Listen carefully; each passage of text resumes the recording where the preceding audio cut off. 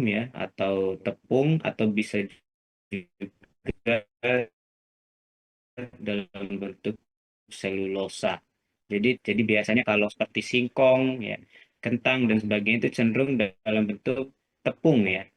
Nah, beda lagi kalau dalam bentuk selulosa. Nah, biasanya selulosa ini dia dalam yang biasa kita kenal sebagai pati ya. Singkong juga biasanya ada juga dalam bentuk pati, tetapi yang paling banyak dalam bentuk tepung. Kemudian seperti sagu ya, itu biasanya dalam bentuk selulosa. Kemudian kalau pada hewan itu untuk karbohidrat itu akan disimpan sebagai glikogen ya, biasanya dalam bentuk otot. Kadang-kadang juga kalau ototnya sudah berlebih itu disimpan dalam bentuk lemak. Nah, lalu apa fungsi karbohidrat?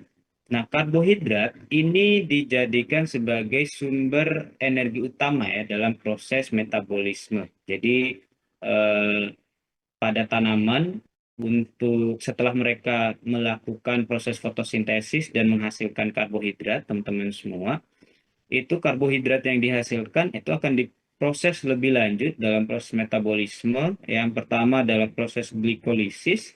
Nanti di proses glikolisis ini dia menghasilkan asam pirufat ya, dan asetil CoA, dan kemudian nanti akan digunakan lebih lanjut dalam proses pembentukan ATP.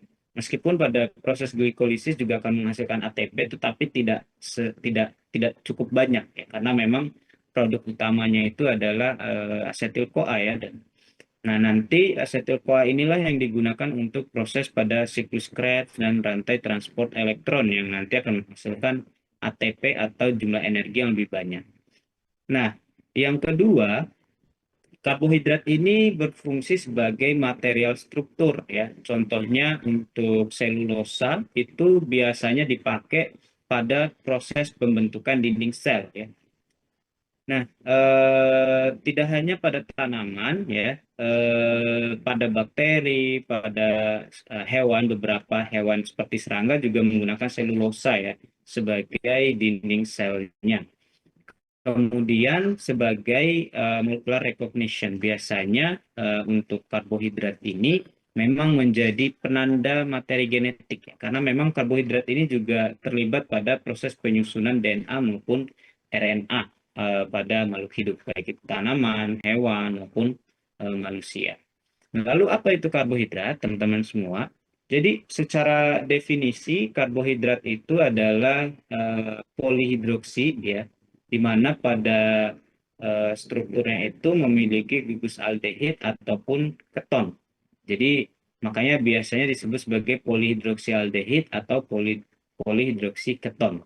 Di mana penyusun utama dari karbohidrat ini adalah atom C atau H ataupun O. Jadi tiga atom utama inilah yang menyusun karbohidrat. Nah, terlepas nanti dia memiliki gugus, apakah dia punya gugus aldehid maupun keton, nanti akan dibedakan lagi ya berdasarkan gugus fungsinya tadi. Nah, untuk perbandingan jumlah karbon, hidrogen, dan oksigennya, itu yang paling banyak adalah hidrogen ya, dibandingkan dengan karbon dan oksigen. Di mana oksigen dan karbon ini biasanya jumlahnya itu 1:1. Dan untuk N-nya itu dia lebih dari sama dengan 3. Ya. Jadi tinggal dikalikan saja tuh CH3O dikali 3 ya. Minimal itu 3 jumlah N-nya. Jadi ada 6 karbon, 12 hidrogen, dan 6 oksigen. Nah, lalu bagaimana dengan polimernya? Berapa jumlah N-nya? Nanti itu tergantung ya. Nah, untuk karbohidrat itu asal namanya itu berasal dari karbon ya, kemudian hidrat atau air, dan digabung dengan dua ini sehingga menghasilkan karbohidrat, atau bisa juga yang disebut sebagai karbon yang terhidrasi atau C yang terhidrasi. Nah, dari sinilah berasal nama karbohidrat. Jadi kalau kalian ditanya karbohidrat itu apa? Karbon yang terhidrasi, karbon yang terikat dengan air. Karena ada H2O-nya ya, karbon terikat dengan H2O, C, H2O, dan dilipat gandakan. Jadilah karbohidrat. Nah, bagaimana tatanan karbohidrat ya, kemudian golongan dan fungsinya teman-teman semua.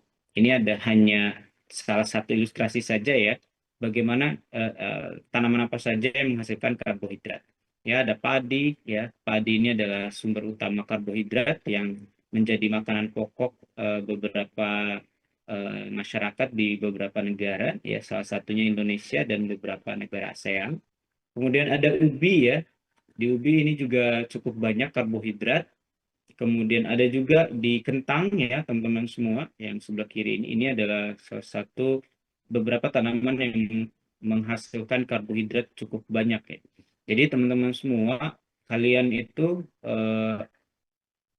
kalau seandainya tidak ada nasi atau beras, ya kalian bisa menggantikan sumber karbohidrat ini menggunakan bahan pangan yang lain yang memang menghasilkan karbohidrat juga.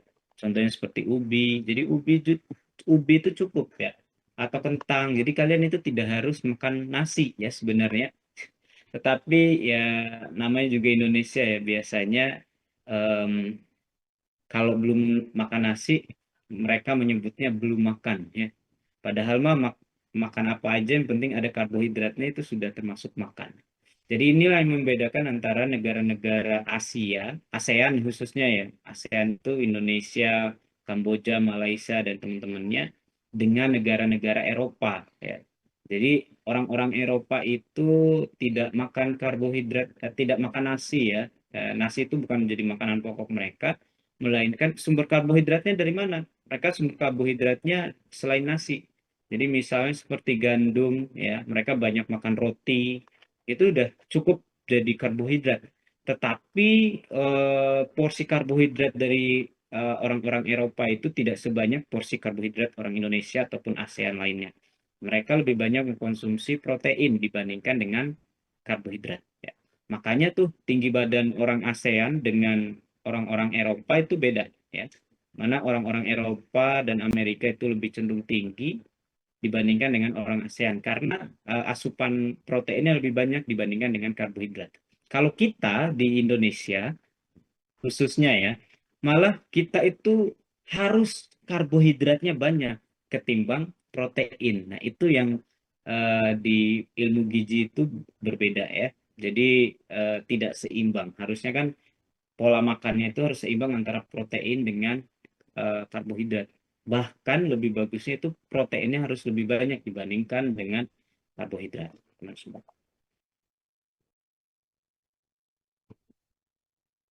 Oke, kita mulai pada penamaan dan penggolongannya. Untuk karbohidrat itu bisa digolongkan berdasarkan yang pertama, ya, berdasarkan struktur cincin dari siklisnya. Ya, yang pertama ini ada dua lagi, ada yang furanosa, ya, dan ada yang piranosa. Dari kedua jenis cincin ini hanya berbeda pada jumlah segi yang terbentuk. Kalau Furanosa itu segi 5, kalau Piranosa itu segi 6. Ya, itu saja perbedaannya. Kemudian karbohidrat juga bisa digolongkan berdasarkan monomer penyusunnya. Ada monosakarida, ada oligosakarida, dan ada polisakarida. Nah, kita akan bahas mulai dari yang monosakarida terlebih dahulu. Untuk monosakarida itu ada aldosa dan ada ketosa, ya. Nah, perbedaannya apa? Hanya terletak pada gugus fungsinya saja. Yang satu aldosa itu dia gugus fungsinya aldehid, sedangkan yang ketosa itu gugus fungsinya keton. Jadi cukup diingat saja nih, aldo berarti aldehid, keto berarti keton. Kemudian monosakarida ini terdiri dari 3 sampai 6 atom karbon. Jadi antara ini, ya, tergantung nanti dia apakah furanosa atau piranosa. Kemudian yang ketiga ada aldotriosa, ya, ada aldoheksosa. Tergantung, kalau aldotriosa itu jumlah karbonnya 6. Kalau aldoheksosa itu jumlah karbonnya, aldotriosa itu jumlah karbonnya 3. Kalau aldoheksosa itu jumlah karbonnya 6. Kemudian sama, yang ketosa juga sama, ya, ketotriosa dan ketoheksosa, ya, tergantung dari jumlah karbonnya. Nah, ini yang aldosa, ya. Aldosa itu gugus gugus fungsi utamanya adalah aldehid, ya. Aldehid itu yang CHO yang atasnya. Jadi yang warna biru ini adalah gugus aldehidnya nih, CHO. Nah, untuk aldosa ini ada yang jumlah karbonnya 3, namanya diglyceraldehid, ya. Ada yang gugus jumlah karbonnya 4, ada eritrosa, ya.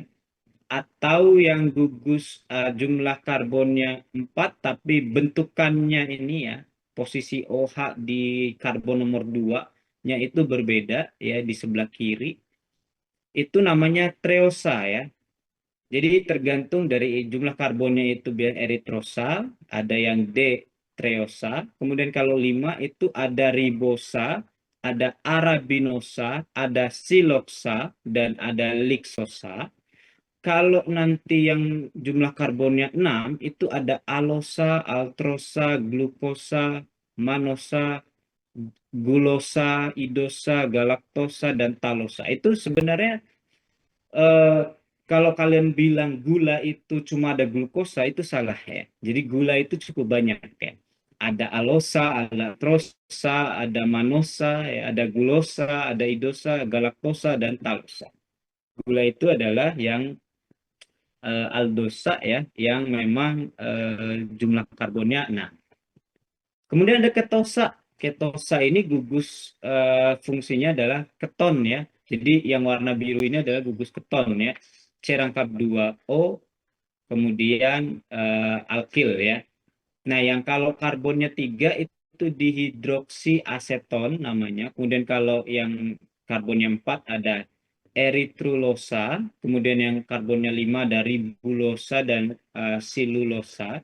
Kemudian kalau yang karbonnya 6 itu ada psikosa, fruktosa, sorbosa, dan tagatosa. Jadi yang paling banyak itu yang aldosa ya, sedangkan yang ketosa itu sedikit dan yang paling terkenal cuman fruktosa ya untuk gulanya. Jadi ada gula fruktosa, ada gula glukosa, ada galaktosa dan kawan-kawan. Perbedaannya apa? Perbedaannya hanya dari yang pertama beda dari gugus fungsinya, satu gugus keton, satu gugus aldehid. Kemudian perbedaan lainnya, misalnya sama-sama di aldosa, perbedaan lainnya antara glukosa dengan galaktosa itu terletak pada posisi dari oksigennya ya, hidroksinya ya teman-teman semua. Kalau kalian lihat di sini yang ini glukosa ya.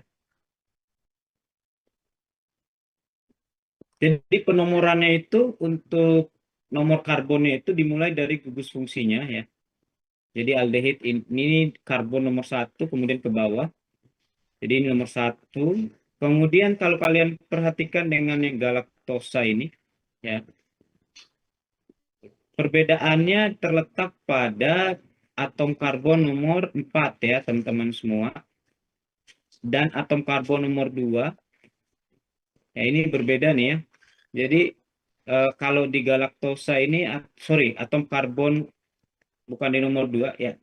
Atom karbon nomor 4 dan nomor 3, sorry, nomor 4 aja ya di sini. Jadi karbon kalau di glukosa karbon nomor 4-nya OH-nya itu terletak di bagian kanan ya. Sedangkan untuk galaktosa karbonnya terletak pada bagian kiri ya OH-nya. Jadi perbedaan dari eh, aldosa yang karbonnya 6 itu biasanya hanya terletak pada posisi OH-nya pada masing-masing karbon. Ada yang posisi OH-nya di kiri, ada yang di kanan, dan seterusnya. Secara umum, harusnya semua OH itu sebelah kanan ya, secara umum sebelah kanan, seperti D-alosa ini ya. Tetapi dengan turunan lain-lain akibat dari adanya proses enzimatik ya, menyebabkan terjadinya perubahan konformasi atau posisi OH ini. Ya, mulailah berubah di sini nih D-altrosa, OH di karbon nomor 2-nya berubah ke kiri. Kemudian glukosa, karbon nomor 3-nya yang berubah ke kiri ya. Kemudian eh, manosa ya, karbon nomor 2 dan 3-nya yang di kiri. Kemudian gulosa, karbon nomor 3-nya saja yang di kiri. D-idosa, karbon nomor 2 dan 4 yang di kiri ya.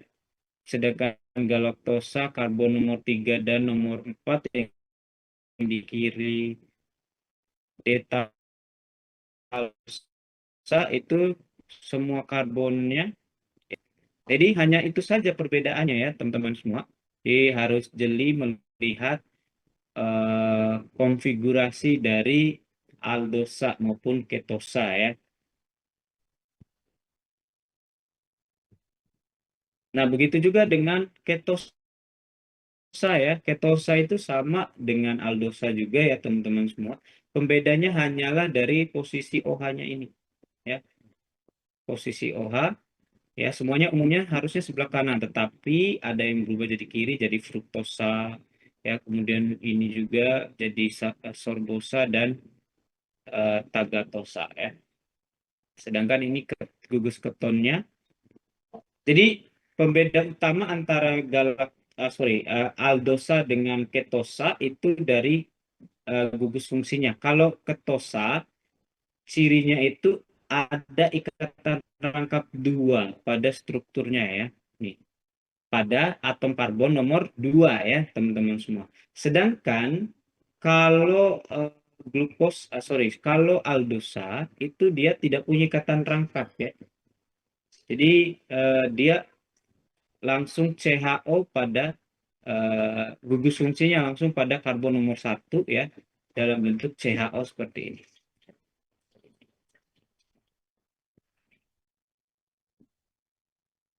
Oke, sampai di sini ada pertanyaan? Perbedaan antara aldosa dengan ketosa.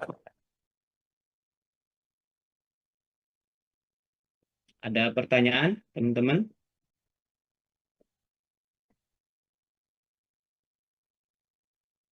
Tidak ada?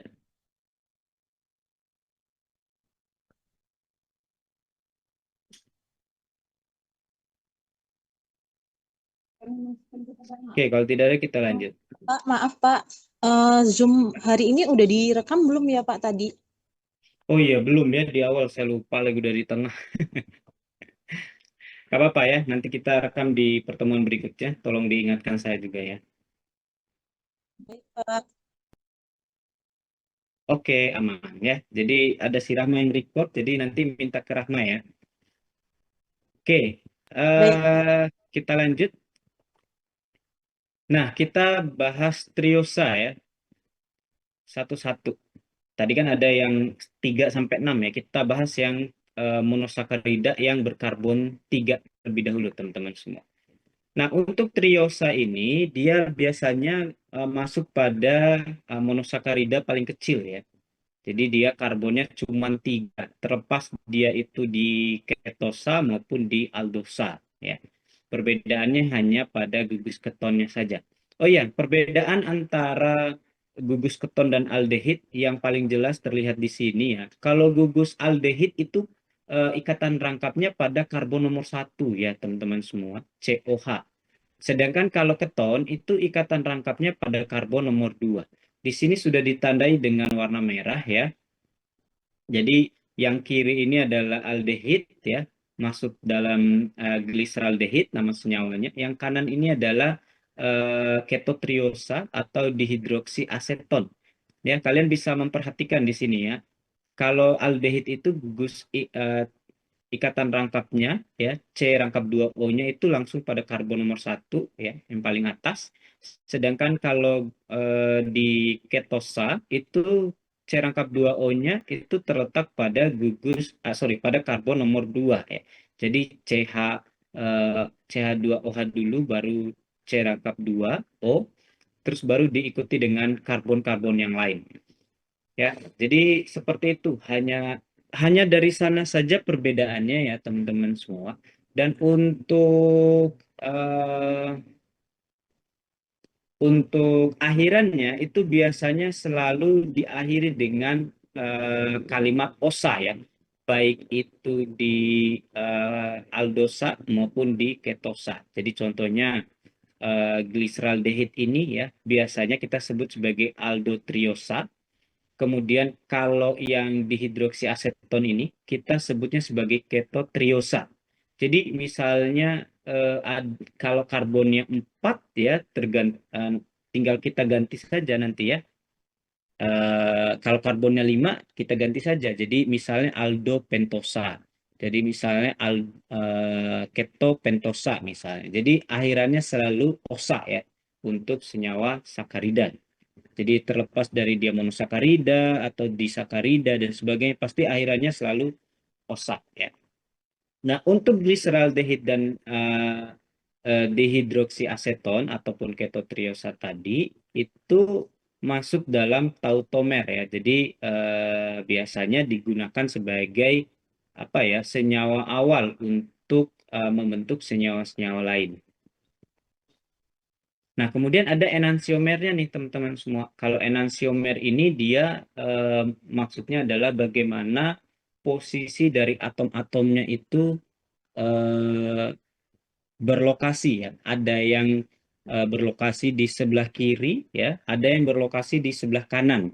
Jadi inilah yang menentukan eh, penamaannya juga ya. Jadi eh, biasanya yang sebelah kanan itu kita sebut sebagai dexter ya, atau simbolnya D. Kemudian kalau yang sebelah kiri biasanya kita sebut sebagai levo ya. Jadi kalau kalian pernah dengar nama obat antibiotik levofloxacin ya, nah itu gugusnya itu di sebelah kiri ya.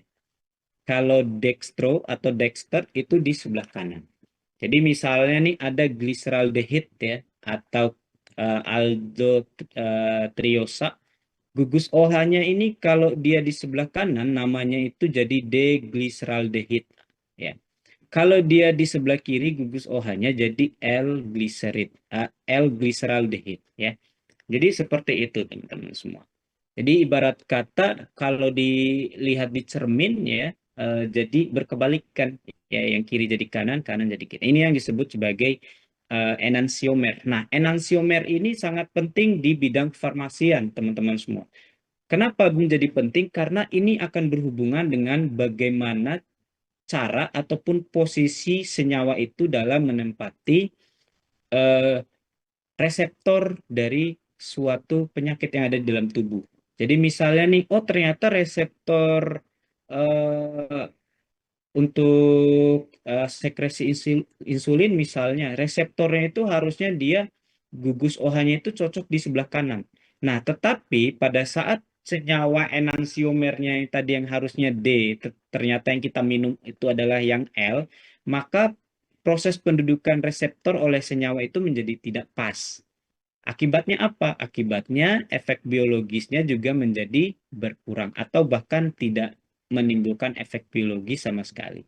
Nah, ini yang menjadi PR bersama ya untuk orang-orang kimia ataupun orang-orang farmasi yang bergulat pada proses sintesis senyawa obat itu harus memperhatikan enantiomernya ini. Ya, jangan sampai nanti harapan kita adalah menghasilkan senyawa dengan enantiomer D, ternyata kita menghasilkan enantiomer L, sehingga nanti efek obatnya juga berkurang ya. Jadi itu yang teman-teman semua yang harus diingat ya. Jadi ada yang posisinya L atau levo, itu dia posisi gugus OH-nya itu di sebelah kiri. Sedangkan kalau yang dextro itu posisi OH-nya di sebelah kanan ya. Jadi hanya berbeda di posisi OH-nya saja kalau di monosakarida dan disakarida ya. Polisakarida juga seperti itu. Nah, kita masuk pada notasi D dan L ya, lebih dalam. Untuk notasi dextro dan levo itu biasanya kita berikan karena adanya atom C dengan konfigurasi yang asimetris. Jadi posisi atom C-nya itu tidak sejajar ya. Itu yang disebut sebagai asimetris. Contohnya pada senyawa glyceraldehyde tadi ya, sebelah kiri sebelah kanan ini di gambar sebelah kanan ini. Jadi posisi karbonnya ini antara karbon nomor satu, nomor 2 dan nomor 3 itu dia tidak asimetris ya.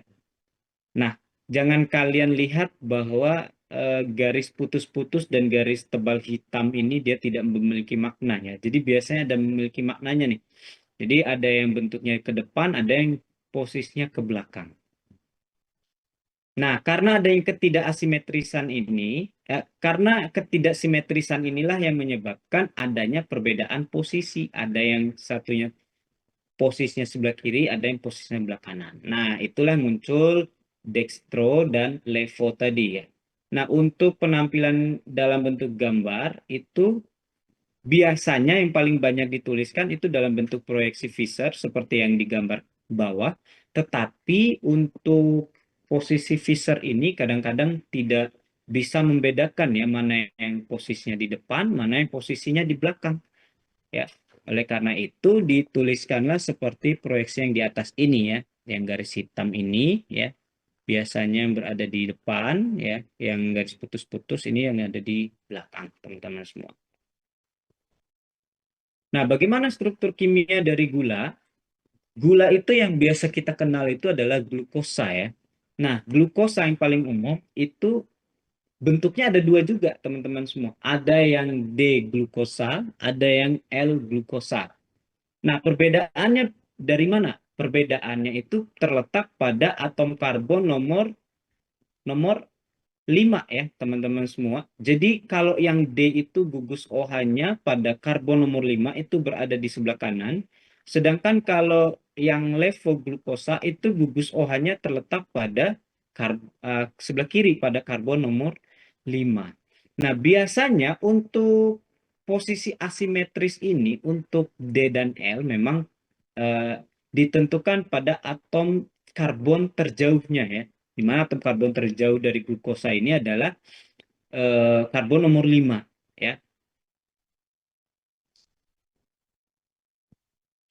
Nah, untuk gula yang dalam bentuk D-glukosa itu merupakan bayangan cermin dari gula yang bentuknya L-glukosa. Jadi sama seperti yang triosa tadi ya, yang diglyceraldehid ya atau L-glyceraldehid itu sama-sama bentuk cerminnya, di mana yang kiri akan menjadi kanan pada saat kita eh, melihat pada cermin ya, karena sifat dari cermin itu sendiri adalah bayangan nyata tapi terbalik.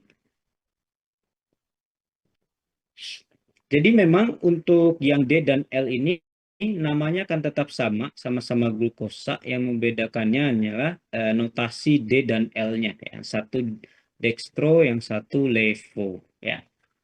Sedangkan untuk stereoisomer senyawa-senyawa dari glukosa yang lain itu namanya beda-beda ya. Tergantung dari yang tadi seperti yang sudah saya jelaskan di awal tadi ya. Ini ya teman-teman semua tergantung dari posisi OH mana di karbon mana yang berbeda ya. Ada yang namanya manosa ya, kemudian ada galaktosa dan lain-lainnya. Dan untuk jumlah isomernya ini bisa kita hitung ya. Di mana cara menghitung dari jumlah isomer dari glukosa ini adalah dengan 2 pangkat N ya. Jadi nilai N-nya ini adalah pusat asimetriknya. Jadi misalnya pusat asimetriknya itu di mana ya, di mana ya, misalnya nih contohnya di aldosa ya, asimetriknya itu dia 6 karbon memiliki 4 pusat asimetrik. Jadi 4 pusat asimetrik ini tinggal di eh, masukkan aja ke rumus ini ya, 2 pangkat N, sehingga 2 pangkat eh, N ya, 2 pangkat 4 ya, sehingga dapatlah 16 stereoisomer ya. Jadi 8 gula yang berbentuk D dan 8 gula yang berbentuk L. Jadi seperti itu. Oke, untuk triosa ada pertanyaan sebelum kita lanjut ke tetrosa atau monosakarida dengan jumlah karbon 4?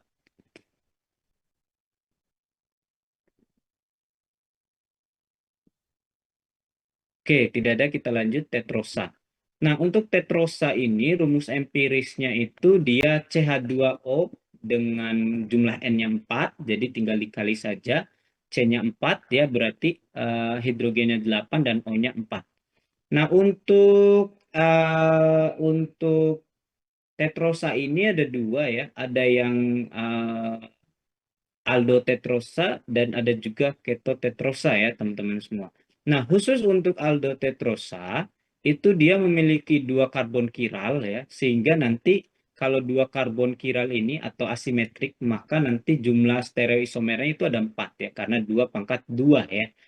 Nah, eh, untuk karbon kiralnya itu juga sama ya, tetap ya nanti tetap nanti akan ada yang orientasi dengan konfigurasi dextro, ada juga yang memiliki konfigurasi levo ya. Dan untuk konfigurasi ini, untuk konfigurasi L dan D-nya ini merujuk pada orientasi dari sekitar orientasi OH ya pada sekitar karbon kiral yang paling jauh ya.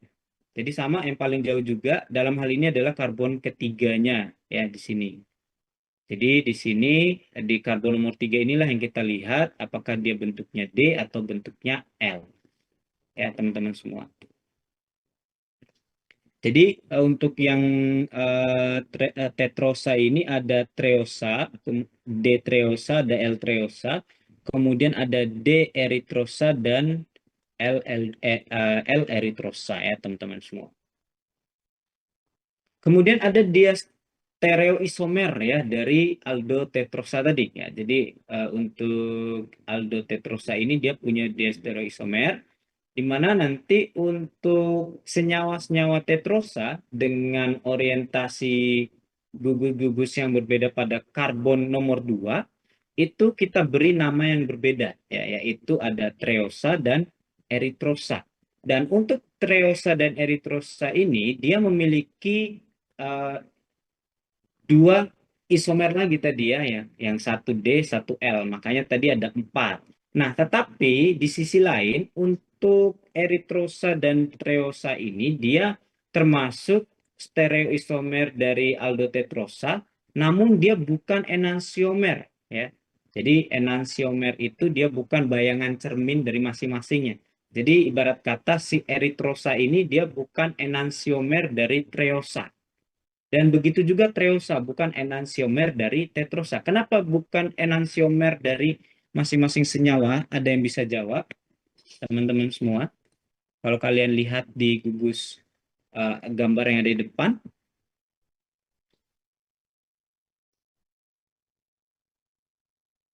ada yang bisa jawab kenapa dua senyawa ini tidak termasuk dalam enantiomer? Ada yang bisa jawab?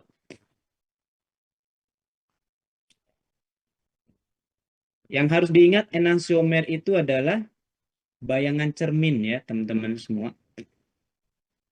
Bayangan cermin di mana yang membedakan hanyalah posisi gugusnya, yang satu ke kiri, satu ke kanan. Nah, kalau kalian lihat di gambar ini, apakah dua struktur senyawa ini identik atau tidak? Apakah ada senyawa yang maksudnya adalah apakah ada posisi-posisi yang sama hanya saja berbeda pada eh, L dan D-nya saja atau bagaimana? Ada yang bisa jawab? Kalau saya lihat kontras sekali perbedaannya ya. Oke, mari kita bedah satu-satu. Kenapa dia tidak disebut sebagai enantiomer? Di sebelah kiri yang D eritrosa ini ya oke, mereka sama-sama gugus aldehid ya. Gugus aldehid. Nah, perbedaannya hanyalah pada karbon nomor 2 dan nomor 3 ya. Di eritrosa karbon nomor 2 dan 3 itu posisinya semuanya di kanan ya, D. Nah, kalau seandainya dia enantiomer, maka ini posisi OH dari karbon nomor 2 dan 3 ini harusnya dia sebelah kiri. Karena bayangan cerminnya kan. Sedangkan kalau yang treosa, posisi OH di C2 dan C3 itu satu di kiri, satu di kanan. Sehingga tidak merupakan bayangan cermin. Itulah kenapa mereka ini bukan enantiomer, teman-teman. Nah, enantiomer itu bagaimana? Yang satunya seperti ini nih. Ya, misalnya enantiomer di posisi C nomor 3 ya dan C nomor 2. Nah, posisi L itu bagaimana? C2 nih yang sebelah kiri ya di treosa ya, lihat yang paling kiri ya. Yang di treosa ini C nomor 2 posisi sebelah kiri, C nomor 3 posisi sebelah kanan. Kalau dia bayangan cermin, maka kebalikannya. Ya, C nomor 2-nya di kanan, C nomor 3-nya di kiri. Nah, itu yang disebut sebagai enantiomer. Paham? bayangan cerminnya ya. Paham sampai sini? Begitu juga Pak. dengan eritrosa ya, sama-sama di sebelah kiri semua, sama-sama di sebelah kanan semua. Itu yang disebut sebagai enantiomer. Oleh karena itu, senyawa-senyawa yang bukan enantiomer dalam hal ini kita sebut sebagai diastereoisomer. Contohnya dari eritrosa dan treosa tadi. Oke, sampai di sini paham?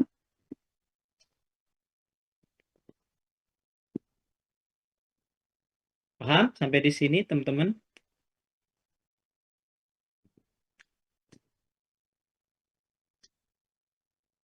Oke, kalau paham kita lanjut ke Pak, bentar. ketotretrosa ya. Jadi, Eh, bentar. Izin bertanya, Aziz, Pak. Untuk tingkatan kayak pernomoran itu eh, ada untuk ketentuannya nggak, Pak? iya, ada ketentuannya. Harusnya sih diajarkan di kimia organik ya. Tapi kebetulan kimia organiknya ini duluan apa namanya? Duluan kimia biokimia ya jadwalnya. Saya jelaskan Oh saja di iya. sini. Nah, untuk ketentuan penomoran itu biasanya kalau di kimia organik, penomoran karbon itu nomor satunya harus dinomorkan pada bagian yang dekat dengan gugus fungsi. Itu aturan yang pertama. Jadi penomorannya itu yang pertama karbon nomor satunya terletak pada karbon yang dekat dengan gugus fungsi. Terlepas gugus fungsinya apa ya. Jadi misalnya kalau gugus fungsinya keton, berarti karbonnya itu terletak pada karbon nomor satunya itu ya yang dekat dengan gugus ketonnya. Ya, kalau aldehid ya sama. Eh, Alkohol juga begitu ya. Nah, kalau seandainya dia alkana semua, karbon semua, maka penomorannya itu terletak pada yang pertama yang dekat dengan ikatan rangkap. Tetapi kalau seandainya dia tidak dekat dengan tidak punya ikatan rangkap, maka kita nomorkan pada yang dekat dengan yang paling banyak cabang. Jadi seperti itu ya. Nah, kebetulan di aldehid ini, di aldehid dan keton ya misalnya nih. Kalau aldehid, teman-teman semua, kebetulan gugus fungsi aldehid itu langsung pada C rangkap 2O. Nah, gugus fungsi karbon pada gugus fungsinya itu langsung dihitung sebagai karbon nomor satu. Ya. Sedangkan keton, karbonnya itu yang gugus fungsinya itu kan dia C rangkap 2O yang ini ya. Nah, nomor karbon nomor satunya yang mana teman-teman semua? Karbon nomor satunya yang dekat dengan gugus fungsinya yang dekat dengan C rangkap 2O-nya ini. Yang mana yang paling dekat antara karbon yang atas atau karbon yang bawah? Yang atas ya. Tentu kita memberikan nomor itu harus mulai pada karbon nomor satu. Maksudnya yang tidak boleh memberikan nomor langsung di tengah-tengah. Jadi acak. Jadi harus berurut dia.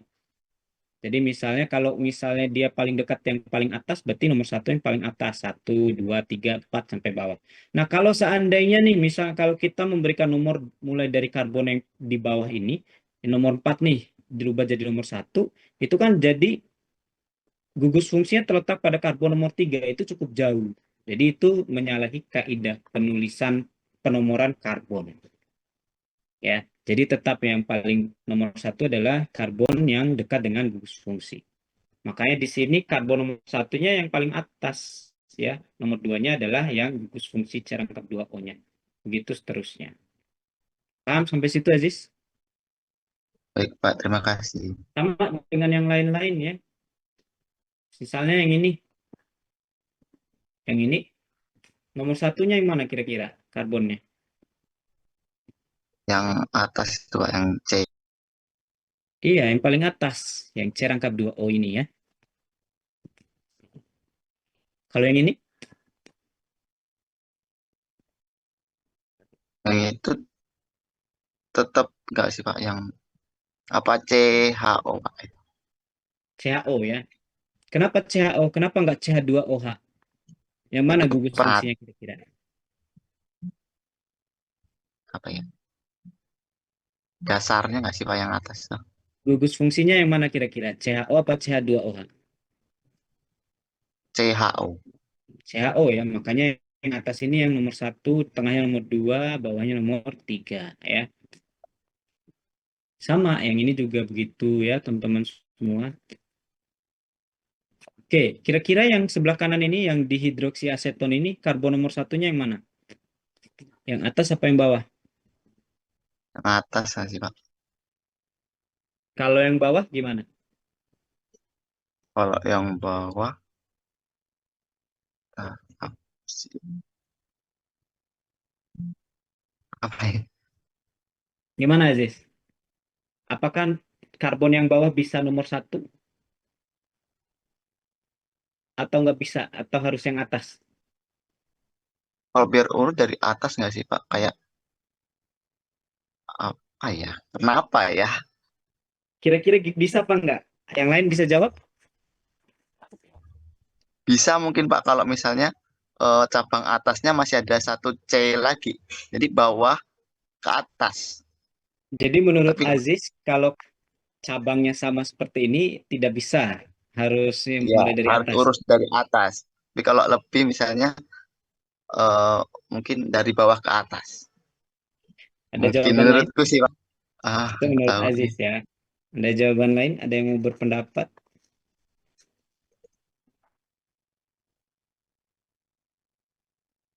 Ya, dihidroksiaseton. Apakah ini kan eh, apa gugus fungsinya berada pada karbon nomor 2 nih yang tengah ini ya, C angka 2O. Nah, pertanyaannya bagaimana kalau kita menulis penomorannya? Aziz bilang tadi harus nomor satu harus di atas, nomor tiga berarti yang bawahnya kan. Nah, pertanyaan saya, apakah boleh nomor satunya yang bawah, nomor tiganya yang atas? Gimana, Rahma?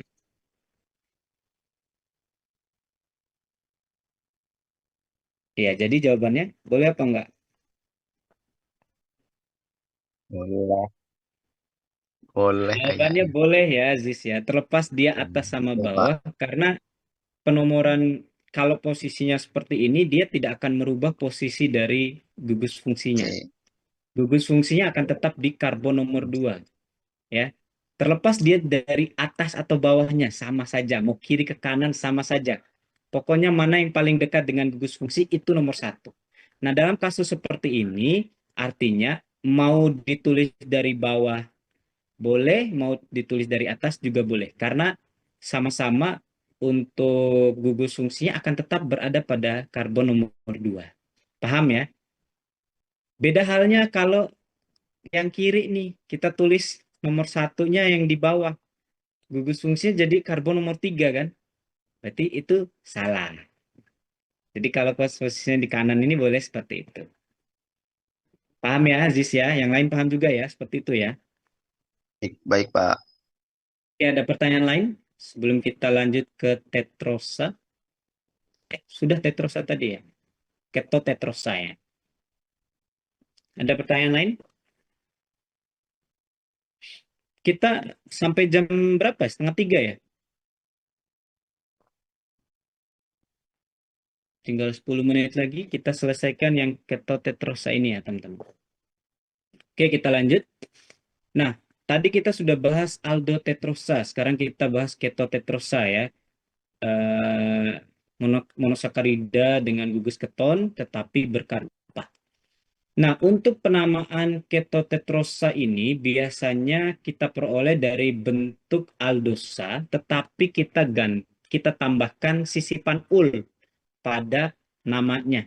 Jadi misalnya eritrosa tadi kan.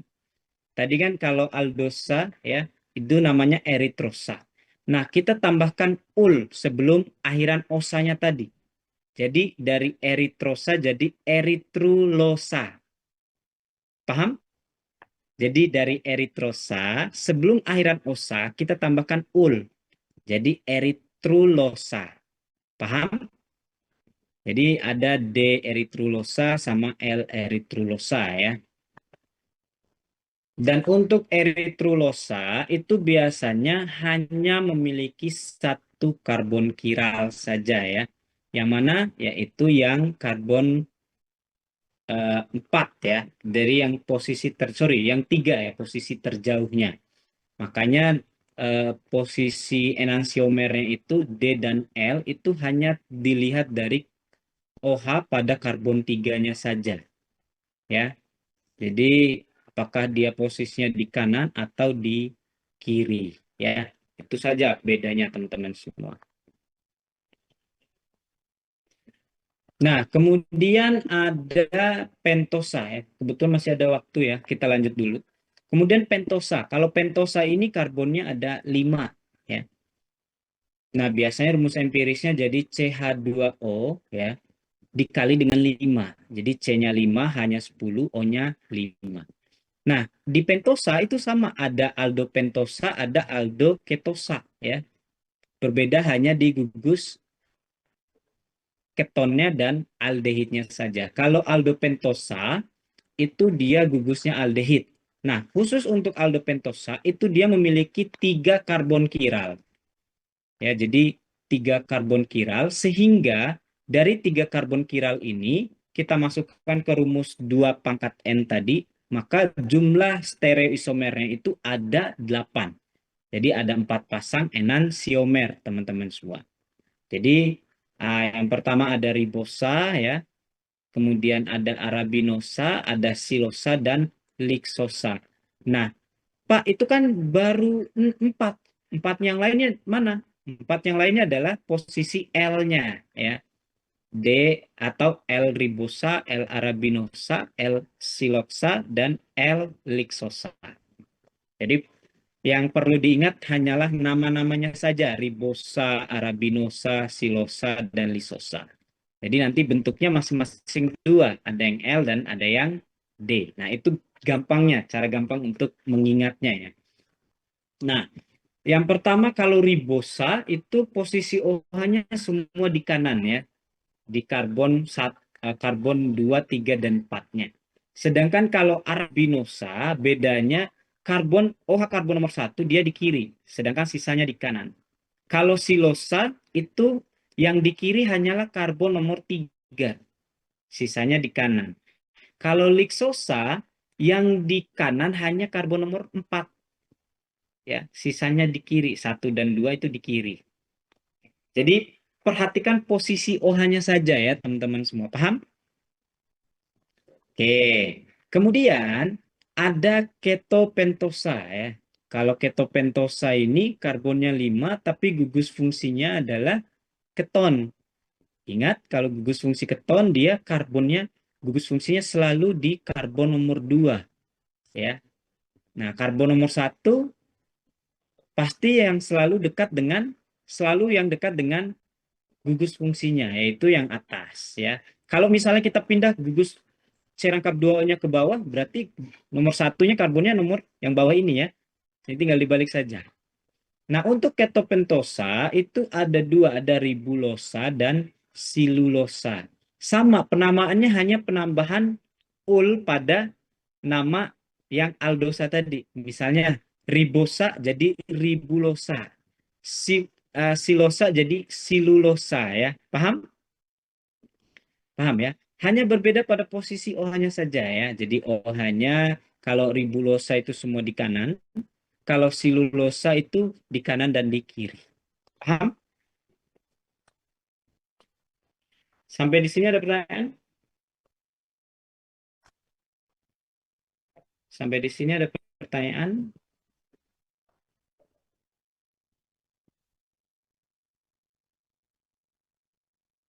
Silakan Rahma.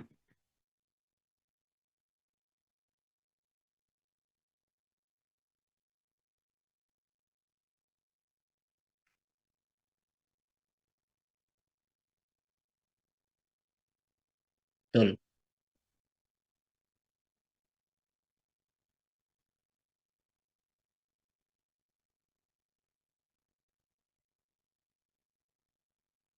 Ya, itu jadinya L posisinya jadinya. Jadi posisi levosilulosa. Jadi kalau desilulosa ini kan dia posisi OH di C nomor 3 itu kan di kiri ya. Kemudian C nomor 4 itu kan di kanan. Sisanya kan di kanan nih. CH2OH di kanan, CH2OH juga di kanan. Nah, kalau kita balik ya misalnya COH di nomor 3-nya jadi di kanan, OH nomor 4-nya di kiri ya. Itu jadi L silulosa namanya ya.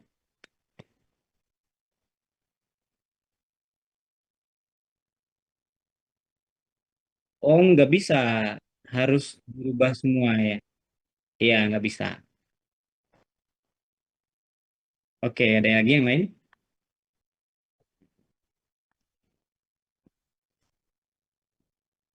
Oke, dari sini juga sebenarnya ada yang namanya hemiasetal dan hemiketal. Ya, jadi hemiasetal dan hemiketal ini sebenarnya hasil reaksi antara aldehid dan keton dengan alkohol. Ya, jadi misal ada aldehid, kita reaksikan dengan alkohol, kemudian kita panaskan sedikit, jadilah hemiasetal. Kalau keton, ada keton, kita reaksikan dengan alkohol, jadilah hemiketal. Ya, maksudnya apa? Ya, maksudnya adalah hasil reaksi antara aldehid dan alkohol atau keton dengan alkohol menghasilkan hemiasetal dan hemiketal. Nah, pada pentosa dan heksosa, biasanya dua senyawa ini itu bisa membentuk siklik ya. Siklik itu adalah senyawa yang membentuk cincin. Jadi antara masing-masing gugusnya itu dia bereaksi satu dengan yang lain, kemudian membentuk suatu cincin ya. Terlepas itu dia cincinnya 5 ya atau cincinnya 6. Tetapi dalam hal ini kalau pentosa dan kalau pentosa itu dia cincinnya 5, kalau heksosa itu cincinnya 6 ya. Nah, itu yang disebut dengan bentuk sikliknya. Dan biasanya glukosa itu udah kebanyakan dalam bentuk sikliknya. Nah, untuk bentuk sikliknya ini biasanya apa namanya? Sorry, bagaimana cara mereka membentuk siklik ini? Itu biasanya reaksi antara gugus fungsinya ya dengan karbon yang paling jauh ya atau karbon asimetrik yang paling jauh. Jadi misalnya nih kita lihat di sini ya D-glukosa ya yang bentuk linear ini yang mana kira-kira karbon yang paling jauhnya? Karbon asimetrik ya yang paling jauh, yaitu yang nomor 5 ya. Sehingga karbon nomor 5 ini dia akan bereaksi dengan gugus aldehidnya yang di nomor 1 ini membentuklah cincin seperti ini ya teman-teman semua. Jadi ada dua kemungkinan yang bisa dibentuk pada saat glukosa ini dia membentuk siklik atau terjadi reaksi siklisasi. Mana yang pertama bisa jadi dia membentuk alfa D glukosa, bisa juga dia membentuk beta D glukosa. Kira-kira bedanya antara alfa dan beta D-glukosa ini dari mana teman-teman semua? Apa yang kita lihat? Yang kita lihat adalah posisi OH pada karbon nomor 1. Ya. Kalau alfa, dia posisinya di bawah. Kalau beta, posisinya dia di atas. Aduh, apalagi ini Pak, kata Aziz. Ada levo dan dextro, kemudian ada alfa dextro, ada alfa levo. Aduh, maksudnya apa ini Pak? Maksudnya ini ya, jadi kalau D-glukosa dia membentuk siklik itu akan membentuk dua kemungkinan. Yang pertama alfa, bentuk alfanya ini adalah posisi OH-nya di bawah, ya, di atom karbon nomor satunya. Sudah saya tandai warna biru, ini ya jelas ya. Sedangkan kalau beta posisi OH-nya berada di atas, paham? Jadi hanya beda di antara atas dan bawah saja. Kalau alfa dia bentuknya di bawah, kalau beta bentuknya di atas. Alfa di bawah, beta di atas ya. Cuman itu saja, sederhana ya. Jadi cukup gampang ya teman-teman semua. Seperti ini ya untuk bentuk pentosa dan heksosa. Oke, karena berhubung waktu sudah habis, mungkin kita lanjutkan di pertemuan berikutnya untuk yang cincin aldopentosa ya. Oke, ada pertanyaan teman-teman semua sebelum kita tutup? Oke, kalau tidak ada, terima kasih atas perhatiannya teman-teman semua. Sampai jumpa di pertemuan berikutnya. Kita akan membahas lebih dalam terkait dengan bentuk cincin dari pentosa dan heksosa ya ke depannya. Oke, sekian. Selamat melanjutkan ibadah puasa bagi yang berpuasa. Bagi yang tidak berpuasa, silakan war takjil duluan ya. Biarkan teman-teman yang berpuasa ini tidak dapat takjil ya. Siapa suruh malas-malasan di rumah ya. Oke, yang bekerja silakan melanjutkan pekerjaan masing-masing. Yang tidak ngapa-ngapain silakan lanjutkan kegiatannya, tidur misalnya seperti Aziz ya. Atau mungkin ada yang mau main game, atau ya mungkin ada yang mau bikin konten dan sebagainya, silakan dilanjutkan ya. Tapi ingat, di bulan puasa harus banyak beribadah biar banyak pahalanya.